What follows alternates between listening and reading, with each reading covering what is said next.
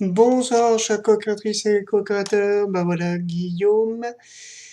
Je suis dans ma saison 6. Je ne sais plus le jour, je le mettrai sur la vidéo, comme ça vous saurez où j'en suis. Et voilà, on est le mardi 14 janvier 2014. Et donc voilà, je me prête. Donc j'ai décidé de dédier cette saison 6 à l'acceptation, à l'acceptation de toutes les phases de ma vie. Et ça fait une dizaine de jours, ça doit être à mon jour 11 ou mon jour 12 que j'ai commencé ce travail-là. Et donc c'était le temps de faire un petit point. Donc j'ai mis un petit peu de temps parce que ça a beaucoup valsé. Donc le dernier épisode, c'était que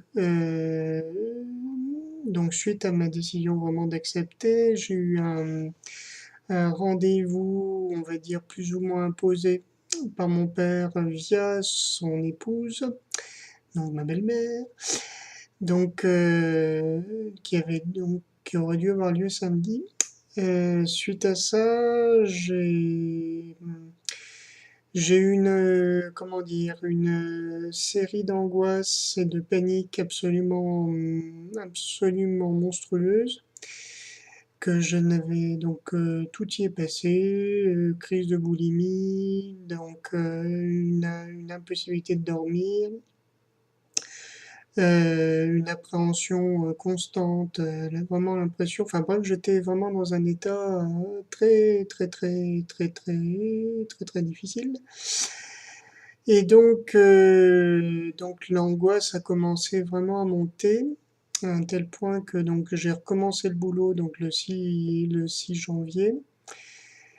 Le mardi, j'étais chez ma thérapeute et donc c'était un rendez-vous qui était prévu à l'avance et donc ça tombait très bien. Euh, en fait, ce qui s'est dégagé de cet entretien-là, c'est que d'abord j'étais vraiment reconfronté à une situation qui était difficile, enfin même plus que difficile, vraiment avec là, une source de peur assez flagrante. Et l'idée qui a germé un petit peu, que je n'osais pas du tout formuler, mais qui m'est venue, c'était finalement d'annuler ce rendez-vous-là. Euh, alors j'ai hésité à prendre cette décision-là parce que pour moi c'était une fuite et c'est vrai que c'est un levier sur lequel j'appuyais et finalement ce qui s'est passé c'est que j'ai rencontré plusieurs personnes avec lesquelles j'ai pu parler de la chose. De toute façon j'étais tellement mal que ça se voyait. Et ce qui a été assez récurrent, alors j'étais dans un état où j'avais du mal à penser, enfin vraiment, je suis revenu dans l'état où j'étais quand j'étais enfant. C'est que finalement, il fallait que j'apprenne, non, comment dire, ma réaction était une réaction de protection, tout simplement. Donc j'ai fait un peu le point. Enfin, j'ai estimé que vu comment les choses se sont passées, j'ai eu un ami qui m'a permis de faire le point aussi.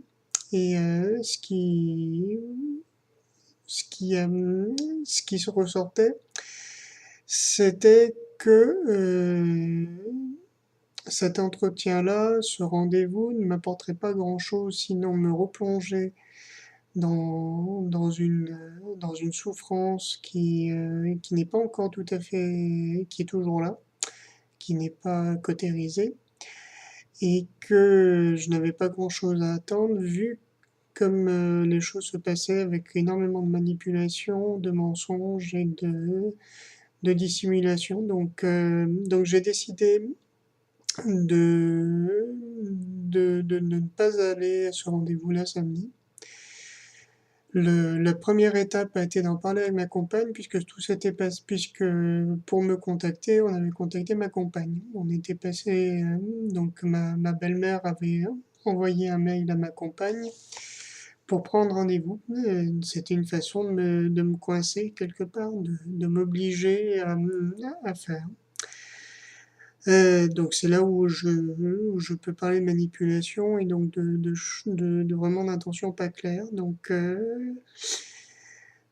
le premier truc c'était d'en parler à ma compagne qui a un petit peu du mal à comprendre et en fait ça s'est passé, j'ai guetté le bon moment, donc désespérément. Donc ça s'est passé finalement sur la pause déjeuner au travail.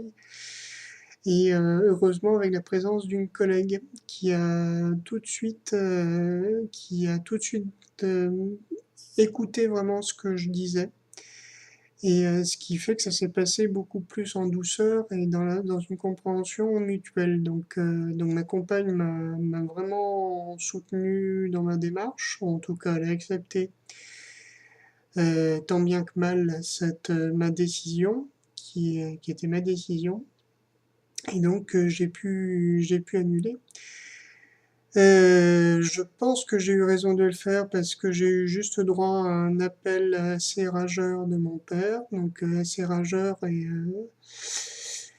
en la fois avec, enfin qui en espace, donc je n'ai pas pris l'appel directement, mais le message était assez dévastateur.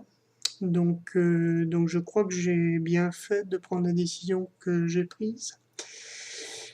Alors ce petit événement-là, je le lie directement avec mon intention de développer l'acceptation de moi-même parce que ça m'a obligé de voir que la culpabilité que j'ai eue de prendre la décision comment dire, de prendre plus que mes distances avec ma famille était vraiment non pas une fuite mais de la protection.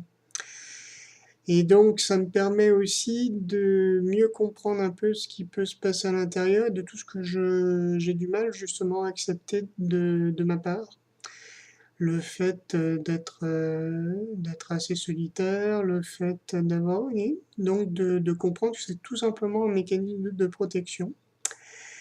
Donc, le défi qui en suit, donc une fois le constat fait, c'est que là, maintenant, non, je vais pas en prendre sur il faut, mais le défi, c'est que je développe vraiment vraiment l'acceptation de moi-même, de ma personne en entier, de mes choix, de mes décisions, de mes réactions, de mon passé, que ce passé de violence, eh ben, il est là et que bon, bah, on peut en faire quelque chose de valable, de positif. Et donc pour ça, donc le défi, c'est vraiment de se tourner vers l'intérieur. Donc j'ai la grande chance d'avoir l'accès à la méditation. J'ai la grande chance d'avoir ma thérapeute qui ne me gourotise pas, ou qui ne cherche pas à m'imposer de l'extérieur, mais qui me ramène vraiment vers moi et dans le sens de mon affirmation. Donc voilà, je sens que mon intuition de travailler sur l'acceptation plutôt que de me fixer des objectifs que peut-être je n'atteindrai pas, je crois, a été la bonne. Voilà, bah je vois que je vais bientôt arriver à la dizaine de minutes, donc ça fait déjà un petit peu long. Je vous tiens au courant dès que j'ai des nouvelles. Voilà, merci infiniment de votre regard, de votre écoute et à très bientôt.